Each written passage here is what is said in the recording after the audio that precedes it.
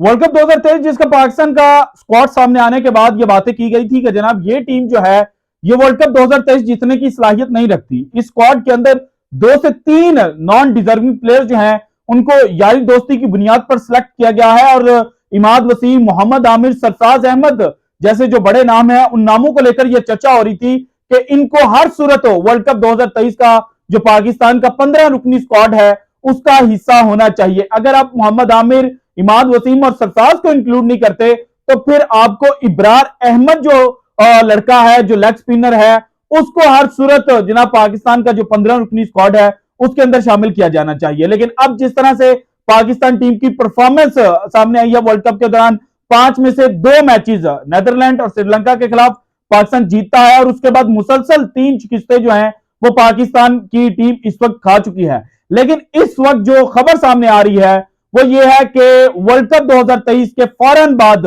बाबर आजम साहब जो है उनको कप्तानी से स्टेप डाउन करने का कह दिया जाएगा और उनकी जगह पर एक नया कप्तान या यूं कहें कि 2 नए कप्तान जो है वो सिलेक्ट किए जाएंगे। व्हाइट बॉल क्रिकेट और रेड बॉल क्रिकेट दोनों के लिए जनाब डिफरेंट कप्तान जो है वो चूज किए जाएंगे। शाहीन शाह अफरीदी के लिए जनाब इस वक्त लॉबिंग जो है वो शुरू हो चुकी है। इसके अलावा 2 मजीद नाम है, एक इमाद वसीम का है और दूसरा जनाब सरफराज अहमद का नाम है जिनको लेकर यह चर्चा हो रही है कि इन दोनों को भी जनाब कप्तानी के तौर पर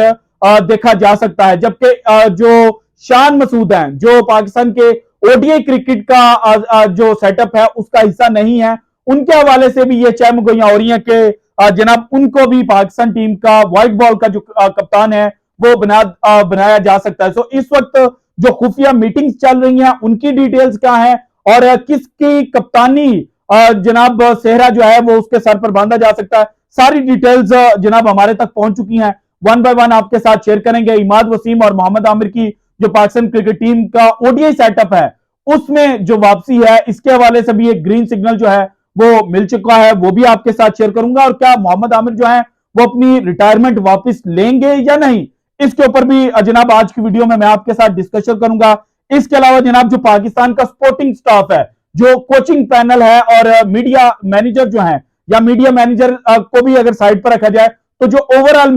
मैनेजर है रेहानुल हक साहब, उनके हवाले से भी एक खबर है वो भी आपके साथ शेयर करूंगा। मिकी आर्थर, ग्रांट ब्रैडबर्न, मार्ने मॉर्कल, एंड्रयू पुटक, इनका जनाब फ्यूचर क्या है, ये सारी डिटेल्स जनाब 1 बाय 1 मैंने आपके साथ शेयर करनी है। लेकिन उससे पहले अफगानिस्तान के साथ जो पाकिस्तान मैच हारा और जिस तरह से हारा मैंने भी उसके ऊपर वीडियो की और मैंने कहा कि जनाब लड़ाइयां जो थी वो चल रही थी, लेकिन हमारे यहां पर जो सच बोलता है ना उसको कहा जाता है कि जनाब ये तो प्रेशराइज टीम को कर रहा है। तो मेरे तक कुछ खबरें पहुंची थी, मैंने आपके सामने रखी थी, लेकिन अब मजीद चीजें जो हैं वो मेरे सामने आई हैं और एक इंडियन जर्नलिस्ट हैं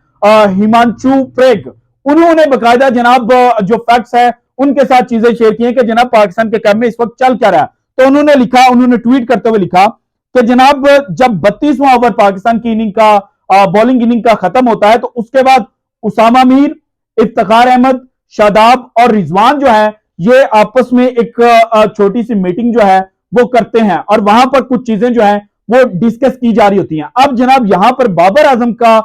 जनाब जो ना होना है वो सवाल खड़ा कर रहा है क्योंकि रिजवान भी कप्तानी के दावेदार हैं और टीम के अंदर जिस तरह से लड़ाइयां चल रही हैं तो कहीं जनाब जो चीजें हैं वो बाबर आजम को कप्तानी से हटाने से पहले ही उनसे वापस तो नहीं ले ली गई। इसके बाद इन्होंने एक और पॉइंट रेज किया, इन्होंने कहा कि सलमान अली आगा जो इस मैच के अंदर 12th मैन थे वो रेगुलरली कुछ इंस्ट्रक्शन जो थे वो लेकर ग्राउंड के अंदर आ रहे थे, लेकिन वो इंस्ट्रक्शन पास ऑन किसे कर रहे थे, वो बंदा बाबर आजम नहीं था, चीजें जनाब किसी और को बताई जा रही थी। सो वो क्यों बताई जा रही थी, ये भी एक बहुत बड़ा सवाल है। फिर हसन अली को लेकर बात की गई कि हसन अली जब बॉलिंग कर रहे थे तो उनके साथ मिड ऑन के ऊपर जो जनाब मिड ऑफ पे सॉरी जो खड़ा था वो हारिस रऊफ था और हारिस रऊफ हसन अली को बकअप कर रहा था, जबकि इस सारे प्रोसेस के दौरान बाबर आजम जो थे वो मिड ऑन पे खड़े थे और वो खामोश थे। सो उनकी खामोशी इंडिकेट करती है कि चीजें जो है वो बड़ी हद तक खराब हो चुकी हैं। फिर उन्होंने कहा कि उसामा मीर बार बार कंसल्ट कर रहे थे शादाब और शाहीन के साथ। सो उसामा मीर क्यों कर रहे थे, आपका कप्तान है, आप कप्तान को लूप के अंदर ही नहीं ले रहे। सो ये जो उन्होंने ट्वीट किया है ना ये इंडिकेट कर रहा है कि वहां पर जो जनाब भारतीय जर्नलिस्ट मैचेस को कवर कर रहे हैं वो बड़ी क्लोजली हर चीज को ऑब्जर्व कर रहे हैं और उनको भी अब ये पता चल चुका है कि पाकिस्तान टीम के अंदर जो रिफ्ट है वो पैदा हो चुका है। और ये जो सारी चीजें हुई ऑन ग्राउंड जो हुई, और जिस तरह से जनाब जो कैमरा है उसने इन चीजों को कैप्चर किया, तो वहां से फिर जो इंटरनेशनल मीडिया और दुनिया है उसको ये पता चल गया कि पाकिस्तान टीम के अंदर जो चीजें हैं वो बेहतर नहीं चल रही। अब जनाब चूंकि जो लड़ाइयां हैं वो चल रही हैं, तो फिर इस वक्त काफी ज्यादा जो नाम है वो मार्केट के अंदर आ चुके हैं। शाहीन शाह अफरीदी के हवाले से ये कहा जा रहा है कि उनको T20 टीम का कप्तान जो है वो बना दिया जाएगा, जबकि रिजवान को ओडीआई का कप्तान और साथ टेस्ट की कप्तानी जो है वो भी दी जा सकती है। और यह भी हो सकता है कि जनाब जो बाबर आजम है, चूंकि वो टेस्ट के अंदर अच्छी कप्तानी करते हुए आए हैं, तो उनको टेस्ट का कप्तान रहने दिया जाए और जो ऑस्ट्रेलिया वाली सीरीज है वो चेक की जाए, क्योंकि पाकिस्तान के अंदर बड़े बड़े कप्तान जो हैं वो ऑस्ट्रेलिया जब भी टेस्ट सीरीज खेलने के लिए गए तो वहां पर जनाब चीजें कुछ ऐसी हुई कि बाद में उनको कप्तानी से स्टेप डाउन करना पड़ता है, पाकिस्तान को व्हाइट वॉश जनाब होता रहा है। तो इसलिए बाबर के साथ एज जो टेस्ट कप्तान है वो चला जाएगा, रेड बॉल के लिए चला जाएगा। लेकिन ऑस्ट्रेलिया वाली सीरीज अगर पाकिस्तान हार गया तो फिर जनाब बाबर आजम जो है उनसे जो रेड बॉल है उसकी भी कप्तानी वापस ले ली जाएगी। और जब रेड बॉल की कप्तानी वापस ली जाएगी तो उस वक्त या सरफराज अहमद के नाम कुरा निकल सकता है, या जनाब जो पाकिस्तान के ओपनिंग बल्लेबाज हैं शान मसूद, उनको भी इंक्लूड किया जा सकता है। और शान मसूद अब तो वन डाउन पोजीशन पर भी खेलते हुए नजर आ रहे हैं, जबकि इमाम और अब्दुल्ला शफीक जो हैं वो ओपनिंग करते हैं। सो इस तरह से जो जनाब शान मसूद हैं वो भी कप्तानी के दावेदार बन चुके हैं, जबकि शान मसूद को पाकिस्तान की जो क्रिकेट है उसके अंदर एक ब्रिलियंट माइंड के तौर पर देखा जाता है। तो यह भी हो सकता है कि शान मसूद को जनाब जिस तरह से पाकिस्तान की क्रिकेट का कल्चर है कि वो खिलाड़ी जो टीम के अंदर ही नहीं होता, उसको जब कम बैक करवाया जाता है तो उसको अल्टीमेट अथॉरिटी दी जाती है और अथॉरिटी उसको मिल जाती है कप्तानी की। तो इस तरह से जो शान मसूद है उसको भी ओडीआई की कप्तानी मिल सकती है, जबकि इमाद वसीम के नाम भी जो कुरा है वो निकल सकता है, क्योंकि जो मीटिंग्स की गई हैं उनमें यूसुफ, इंजमाम, वसीम अकरम, आकिब जवेद से अब तक जनाब जो मीटिंग है वो हो चुकी है। अब ये जो मीटिंग की डिटेल सामने आई, 2 दिन पहले जो पाकिस्तान क्रिकेट बोर्ड है वहां से ट्वीट आई कि ये मीटिंग जो है वो जका अशरफ साहब कर रहे हैं। लेकिन जो हमारे तक इंफॉर्मेशन पहुंची है वो ये है कि ये मीटिंग जो हुई है यूसुफ, इंजमाम, वसीम अकरम और आकिब जवेद लोगों के साथ, ये जनाब लास्ट फ्राइडे को हुई थी। सो 4-5 दिन ये डिले क्यों आया, गैप क्यों आया, क्यों नहीं इस चीज की खबर दी गई? तो दैट मींस के वहां पर जो चीजें हैं वो जका अशरफ साहब ने डिस्कस की, और आकिब जो तो जनाब बड़ा ओपनली बोल चुके हैं कि बाबर से कप्तानी ले लेनी चाहिए। और इसके अलावा वसीम अकरम भी जिस तरह से शो के अंदर बैठकर बातें करते हैं, तो ये लगता यही है कि जनाब जो कुरा है वो कराची किंग्स के इमाद वसीम या लाहौर कलंदर्स के जनाब जो शाहीन शाह अफरीदी है उनके नाम आ सकता है। और इसमें शाहीन शाह अफरीदी के लिए प्लस पॉइंट क्या है? देखें, हारिस रऊफ लाहौर कलंदर, अब्दुल्ला शफीक लाहौर कलंदर, जमान खान लाहौर कलंदर और शाहीन खुद लाहौर कलंदर से। सो इस वक्त ये 4 खिलाड़ी, और फकर जमान भी 5वें हो गए। सो ये 4-5 खिलाड़ी जो हैं वो इस वक्त लाहौर कलंदर के ही टीम में खेल रहे हैं। सो यहां पर जो चांस है वो शाहीन शाह अफरीदी का बन सकता है, और ये सारी डिस्कशंस इस वक्त हो रही हैं। इसके अलावा जो स्पोर्टिंग स्टाफ है यानी कि जो मैनेजमेंट है उनके हवाले से भी ये खबर है कि जका अशरफ साहब जो हैं वो वर्ल्ड कप के बाद जनाब जो डायरेक्टर है मिकी आर्थर साहब उनको छुट्टी करवा देंगे। ग्रैंट ब्रैडबर्न जो बैटिंग कंसल्टेंट है और हेड कोच है, इनकी भी छुट्टी हो जाएगी। सॉरी, ये हेड कोच है। एंड्रयू पुटिक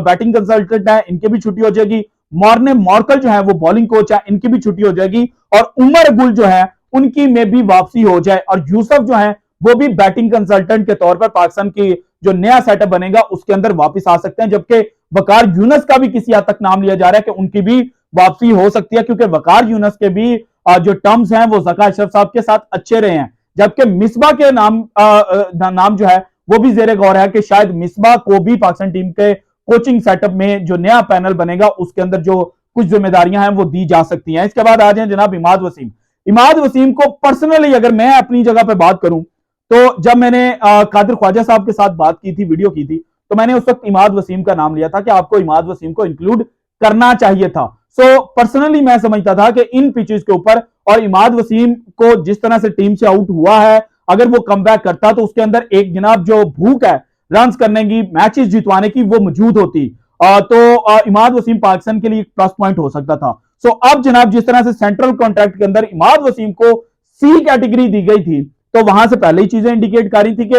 वर्ल्ड कप के बाद, पोस्ट वर्ल्ड कप जो पाकिस्तान का सेटअप बनेगा उसके अंदर इमाद वसीम जो है वो एक इंपॉर्टेंट रोल प्ले कर सकते हैं। सो इमाद वसीम की तो जनाब वापसी होने जा रही है, नवाज को बाहर बिठाया जाएगा और शादाब को भी बाहर बिठा सकता है पाकिस्तान क्रिकेट टीम का जो नया सेटअप बनेगा उसके अंदर, और इमाद वसीम को फुल अथॉरिटी जो है वो दी जा सकती है। जबकि आमिर के नाम को लेकर अगर तो आमिर अपनी रिटायरमेंट खत्म करते हैं और वापिस आते हैं तो वेल एंड गुड, लेकिन दूसरी जानिब जो चीजें नजर आ रही हैं, जो चीजें इंडिकेट हो रही हैं, उनके मुताबिक आमिर जो है वो इस वक्त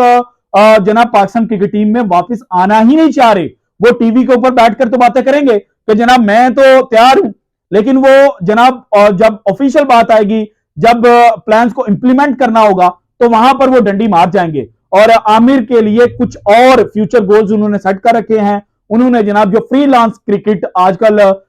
दुनिया के अंदर फैल रही है उसमें अपना नाम कमाना है और उसमें पैसा कमाना है। सो आमिर के नाम को आप साइड पे कर सकते हैं, जबकि इमाद वसीम की पाकिस्तान की जो क्रिकेट टीम है उसमें वापसी होने जा रही है। So this is it from today's episode. अगर आपको वीडियो पसंद है तो लाइक कीजिएगा, ज्यादा से ज्यादा शेयर कीजिएगा, अपनी कीमती राय का इजहार लाजमी कीजिएगा, और अगर आपने अभी तक चैनल को सब्सक्राइब नहीं किया तो कर दें। शुक्रिया, अल्लाह हाफिज।